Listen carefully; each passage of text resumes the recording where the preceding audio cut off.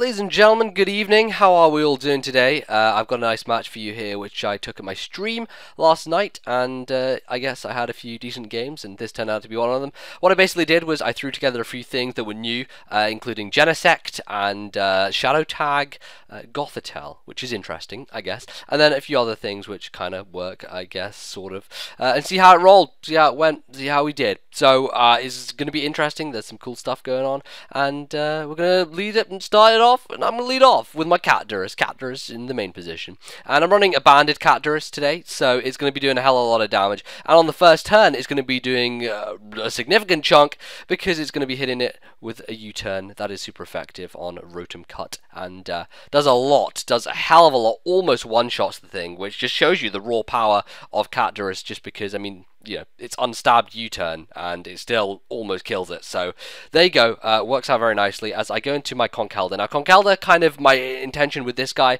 was to go for the Mach Punch, just to finish him off, because it's easy to go for priority and take him out at this range. It kind of made sense to do so. Unfortunately for me, he has a Golurk on his team, so I think he's going to switch to that right now as I try and go for the Mach Punch, and I don't hit myself in confusion this time, which works nicely, because I wouldn't want to be taking damage that I didn't kind of needlessly need to do. So he is going to Shadow Punch me, but the nice thing about my Conkeldurr is that I am running Ice Punch, so I'm going to be able to go for it. I'm not sure whether it will kill or not, and we actually had this game twice. The first time we had it, I hit him with Ice Punch and he lived, and I disconnected kind of soon after that. This time I hit him with Ice Punch and I crit him and it kills. I'm actually not too sure about min-max damage roll, so maybe I got a min damage on the first time I played him and I got a crit there, but I honestly don't know because I haven't done the calc.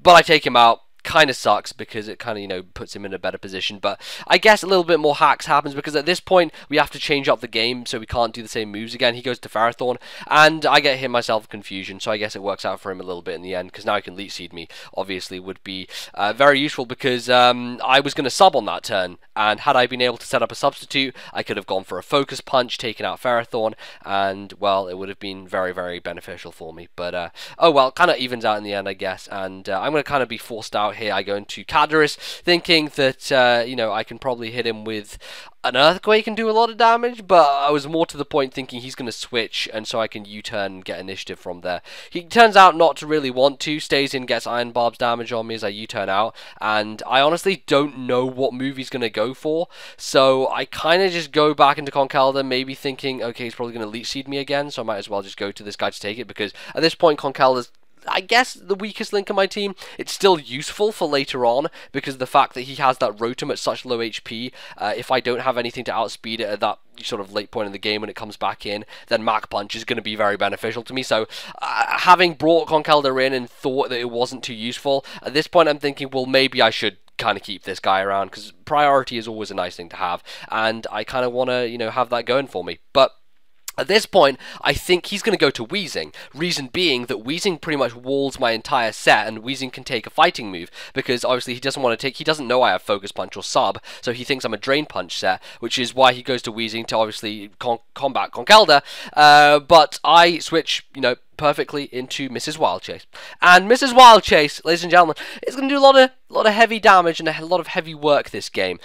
If you didn't know, Gothitelle recently got released with Shadow Tag, and seeing as Smogon obviously haven't made decisions on Shadow Tag yet, it is currently legal to use, and I decided I would try a set, and I decided I'd try a setting up set, because setting up is generally what works well with Shadow Tag. If you have something trapped in that can't really do anything to you, then that's brilliant. So I'm running Substitute Calm Mind alongside Shadow Ball and Hidden Power Fighting, which is generally a good idea, because that coverage is going to sort of net you well in the long run. You can hit most of the metagame with those two moves. So what's essentially happening here is why you should have Haze on Weezing and not Clear Smog, because what happens with Clear Smog is that it doesn't actually remove stat boosts. So I'm able to get up to +6 with Calm Mind, and he's actually not able to haze anything away because Clear Smog doesn't go through sub. So I didn't actually know this at the time. I was kind of using this as a test bed, but it works out brilliantly because I'm able to freely set up on this Weezing. He cannot switch because he is Shadow Tag locked in.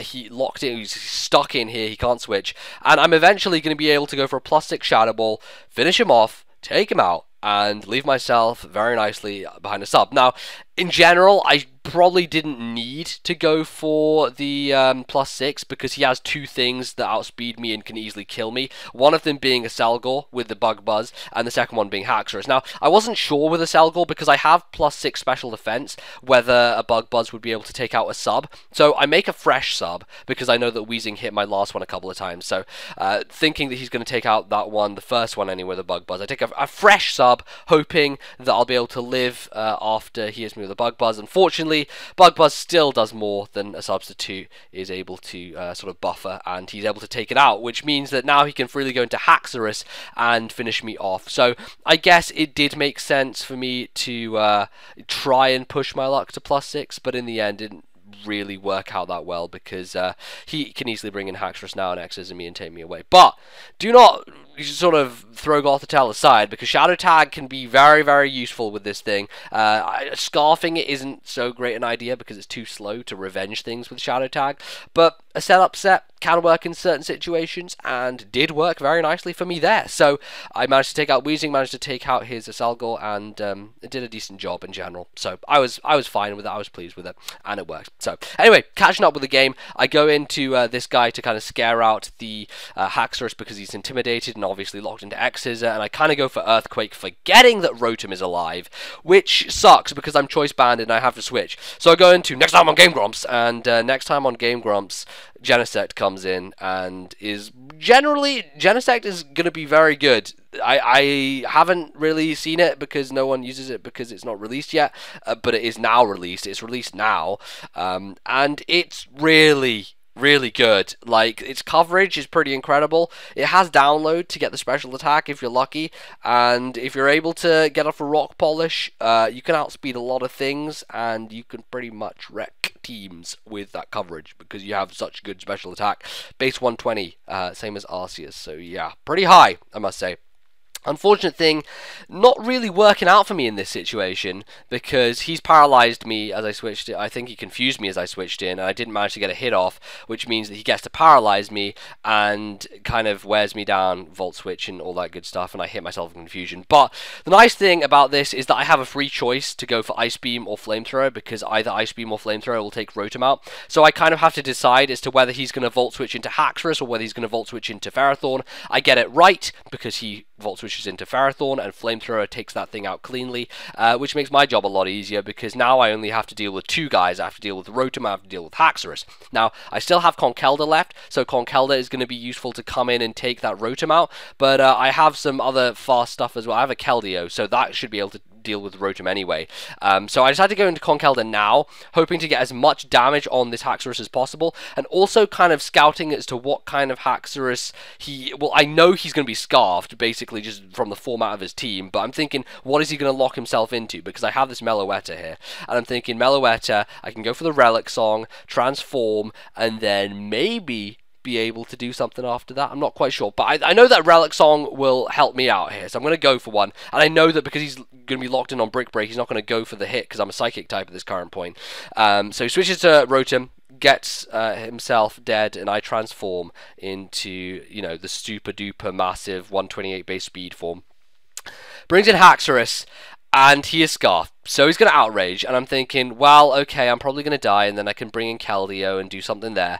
But wouldn't you believe it, by the grace of God and by just the awesomeness that Meloetta holds within its hands, and within its hair, and within its musical notes, I live on 1 HP, am able to go for a Life Orb close combat, take Haxorus out, and end the game, I believe, in a 2-0. I think I still had a couple of guys left, yeah. So, there you go. That was the game. I really hope you guys enjoyed it. It was a very interesting one. Showed off Gothitelle quite nicely, and, you know, some other cool different things that are going to be, you know, useful in the coming months. Genesect most notably, even though Genesect pretty much did nothing for me this game. I have other games where it does some cool stuff, so well, I'll be able to check that out. Otherwise, thank you very much for watching. Please do leave a like rating if you enjoyed. That helps me out immensely and helps other people find the video, and maybe they'll enjoy it as much as you perhaps did. So check out my other video, previous video, clicking on the screen right now, and I will see you guys next time.